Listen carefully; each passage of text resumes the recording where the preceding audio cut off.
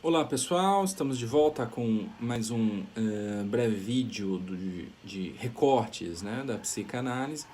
E hoje vamos falar sobre algo bem básico, bem introdutório, que é a construção da teoria do inconsciente do aparelho psíquico em Freud, né? Então a gente precisa lembrar que Freud, antes de ser psicanalista, era um médico, ou seja, vinha de um paradigma, né, da visão da medicina, né, que na época ainda biologicamente determinado. A gente começa a perceber que nos seus primeiros textos, né, nos textos pré-psicanalíticos, nos textos do projeto, Freud se relata muito a uma hereditariedade, a uma influência direta e preponderante da biologia. Diz inclusive que a histeria é um fenômeno biológico hereditário, né? Depois Freud vai abandonando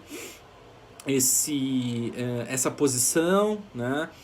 Entendendo que quando ele começou a fazer os trabalhos com as histéricas, ele via que não tinha nenhum fundo, né, biológico, anatômico, naqueles sintomas, né, que eram ditos como histéricos, né, crises conversivas, né, rigidez muscular, afasias, né, não tinha nada que biologicamente sustentasse aquele sintoma. E um ponto mais importante é que Freud faz uma leitura social.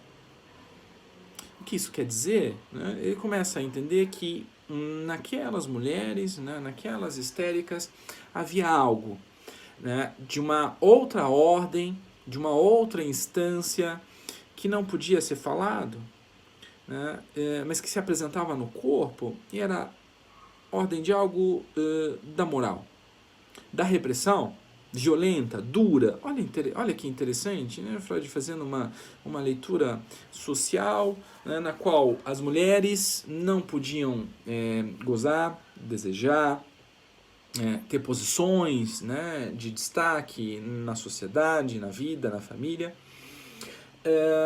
Mas, bem, desejavam, né, queriam gozar, tinham sentimentos, tinham desejos, mas que precisavam ser reprimidos.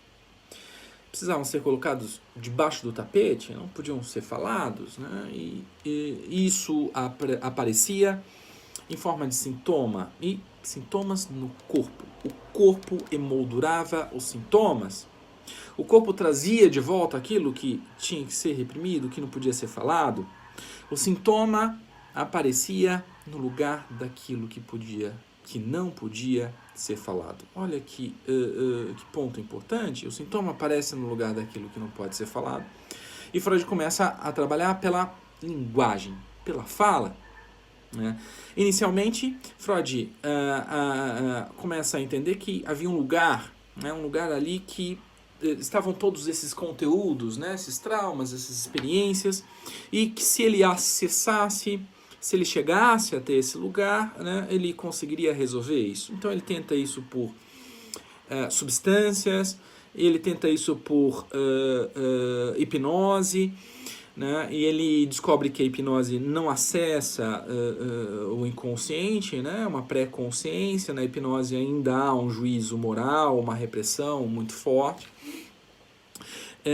Mas ele tem uma leve impressão, né, nos relatos dos sonhos, né, em algumas coisas que surgiam nas palavras.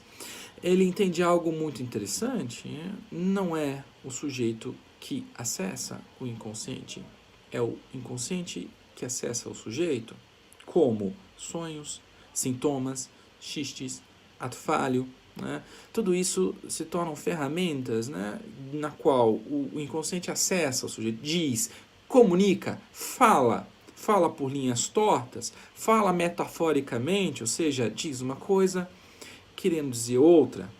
Né? E ele começa a entender que há a existência de um inconsciente, né? Essa frase que Freud usa, né? Postulo a existência de um inconsciente. Mas agora o inconsciente não como um estado, né? Não é como estar inconsciente, o inconsciente como uma instância. E para isso ele precisa pressupor esse lugar simbólico, né, do inconsciente, que ele vai chamar de um estudo topológico. Topos é do lugar, o estudo do lugar. E nisso ele pressupõe a construção do que ele vai chamar de um aparelho psíquico. né? O aparelho psíquico é uma visão topológica do funcionamento do inconsciente, na qual esse aparelho psíquico, né, em sua primeira tópica, né, inconsciente, pré-consciente e consciência, e numa segunda tópica, o eu, o isso e o supereu, tem um funcionamento, tem um objetivo, trabalha pelo princípio do prazer. Né? Seu objetivo é claro, escoar tensão, deixar o seu funcionamento mais equilibrado possível, mais homeostático possível. Né? E como ele escoa a tensão, né?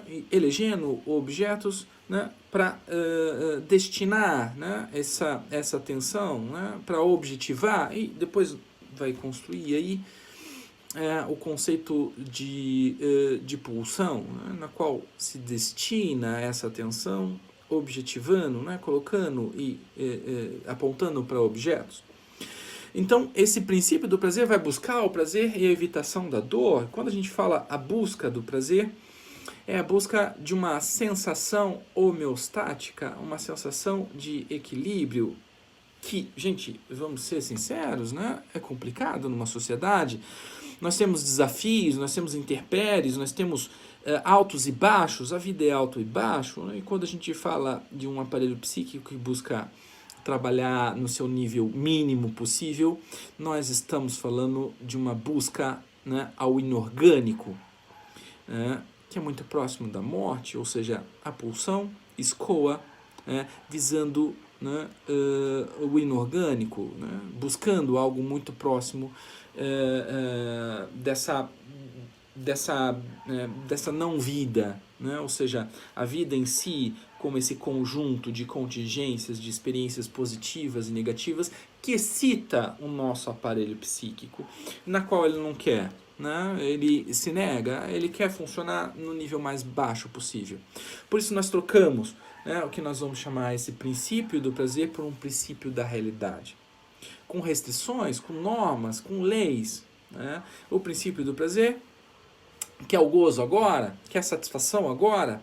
O princípio da realidade sabe que não dá para ter tudo agora, né? Ele renuncia a alguns prazeres, a alguns gozos agora para ter um prazer, uma satisfação, uma realização lá na frente que é maior, né?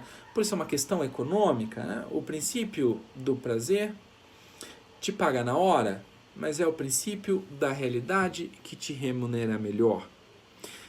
Então a gente nega um prazer agora para ter uma satisfação maior lá na frente. E assim a gente vai tocando a vida. Um abraço a todos.